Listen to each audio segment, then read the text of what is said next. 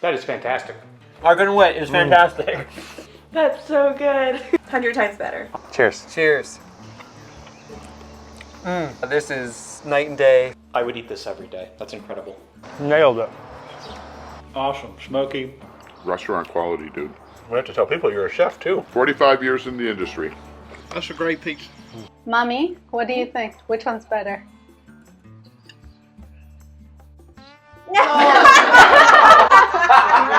Hey, I'm James from SoCal Barbecue, and this is a sneak peek of Season 1 of Backyard BBQ Rescue, the show where I leave the comfort of my home and go to your backyard to help overcome real issues that normal people face at home when trying to create classic barbecue items. And after a 4,000-mile, pretty epic journey across the country, I'm more confident than ever that a few simple to follow tips and techniques can make a world of difference and eradicate any of these issues. So to give you a sneak peek of what's in store, let me give you a quick rundown of my itinerary. I started off near home, just outside Toronto, Ontario, Canada, where I met with Melanie and her family who was struggling with tenderness of her pulled pork. And actually, I should say, once the knife came out, it was more like a nice smoked ham than it was pulled pork. So what are some things that we can do to get the tenderness in our pulled pork, as well as up the quality of smoke? Next, I was off to meet Sam, just outside Chicago, who was also struggling with tenderness, but this time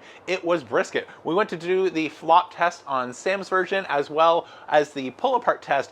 There was a lot of tension in the brisket, and this is just the one cook that is stumping him. Sam was confident tackling many other recipes, but brisket is that unicorn cook. So how do we make sure that we get the right tenderness every time in something that can be a difficult cook to pull off at home, like a brisket?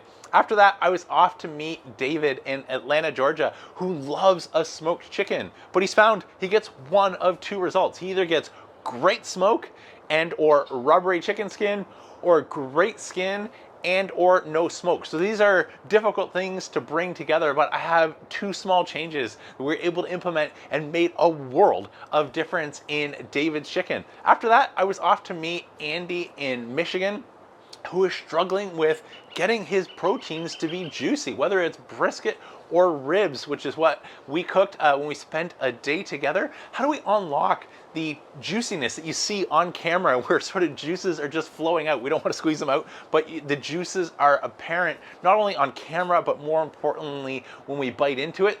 You'd be amazed at how little we need to change to go from dry ribs to juicy ribs. Next, I was off to meet David in Maryland, who is struggling with steak. And I should say struggling with steak, but also struggling with the setup in the Kamado Joe in terms of how to switch more easily from low and slow to hot and fast. And some of these techniques and differences were causing less than ideal results in a steak, where we went from the crust being extremely well done to medium well to medium to maybe a little bit of medium rare towards the bottom. So how do we get a more uniform steak and make it much easier to access the full potential of something like your Kamado style grill if doing a reverse sear? After that, I was off to meet Sam in North Carolina, who is struggling with chicken wings. Sam and his family moved from where my wife's from in Buffalo, New York, and they're accustomed to amazing buffalo chicken wings, and every time they try and pull it off at home inside of their Kamado grill, it's just not going right. So in that video, we're gonna unpack a few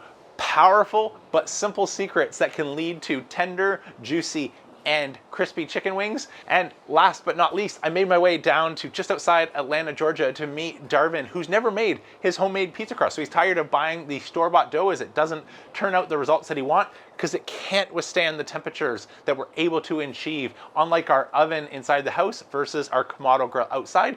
And he wanted to add sort of that signature soft and crunchy pizza dough that you see in so many amazing looking pizzas online and or at your favorite restaurants. I can't wait to share all 7 episodes along with the tips and tricks that eradicate the problems that these families and so many others have let me know in emails or comments or questions that they face, but I still have to finish editing up those 7 videos and get them ready for release. That's it for today. Make sure you have the notification bell turned on and are subscribed so you're alerted when each of these 7 episodes come out. I'm James from SoCal Barbecue signing off. Remember, don't be afraid to. Fired up. Gotta go edit now.